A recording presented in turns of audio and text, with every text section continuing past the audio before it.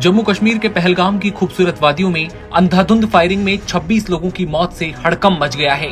पहलगाम में पूरे देश से घूमने पहुंचे लोगों के बीच इंडियन नेवी के एक ऑफिसर भी हनीमून मनाने पहुंचे थे। नई शादी के बाद पत्नी के साथ समय बिताने और पहलगाम की खूबसूरत वादियों में वक्त बिताने पहुंचे इंडियन नेवी के यंग ऑफिसर को नहीं पता था कि यह हनीमून उनका आखिरी सफर होगा। इस सफर के बाद सब कुछ तबाह हो जाएगा। पहलगाम में हुए आतंकी हमले में इंडियन नेवी ने अपने एक यंग ऑफिसर को खो दिया। नेवी में लेफ्टिनेंट ऑफिसर की 16 अप्रैल को शादी हुई थी और शादी के बाद हनीमून मनाने पहलगाम पहुंचे थे। सब कुछ बहुत अच्छा चल ही रहा था कि शादी के बाद की पहली मुस्कान, फोटो और खूबसूरत यादें बनाने का सपना लेकर इंडियन नेवी का ये ऑफिसर पत्नी के साथ पहलगाम पहुंचा। भारतीय नौसेना के इस ऑफिसर की पहचान लेफ्टिनेंट विनय नरवाल के रूप में हुई है। 26 साल के विनय की 16 अप्रैल को शादी हुई थी। घर में शहनाई की गूंज के बाद विनय अपने घर से हनीमून मनाने निकले थे। वे छुट्टी पर थे। रक्षा अधिकारियों के हवाले से एएनआई ने बताया कि कोच्चि में तैनात एक भारतीय नौसेना अधिकारी लेफ्टिनेंट विनय नरवाल छुट्टी पर रहते हुए पहलगाम हमले में नहीं रहे।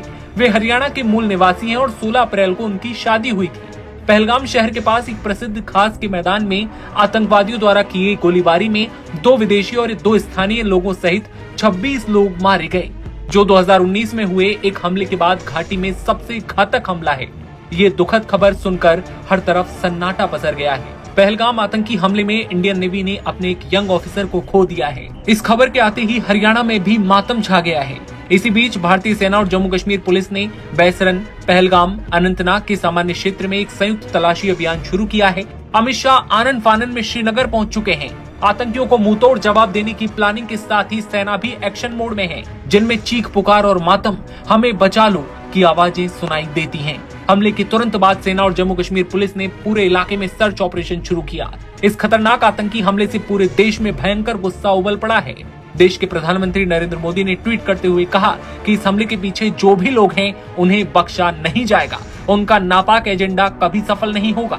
जम्मू कश्मीर के पहलगाम में हुए आतंकी हमले में 26 लोगों की जान चली गई, जिसमें विदेशी पर्यटक भी शामिल हैं। लश्कर-ए-तैयबा से जुड़े टीआरएफ ने हमले की जिम्मेदारी ले ली है। प्रधानमंत्री मोदी ने घटना की निंदा की है और गृह मंत्री अमित शाह श्रीनगर पहुंच चुके हैं और अब इन आतंकियों को मुंहतोड़ जवाब देने की प्लानिंग तैयार की गई है।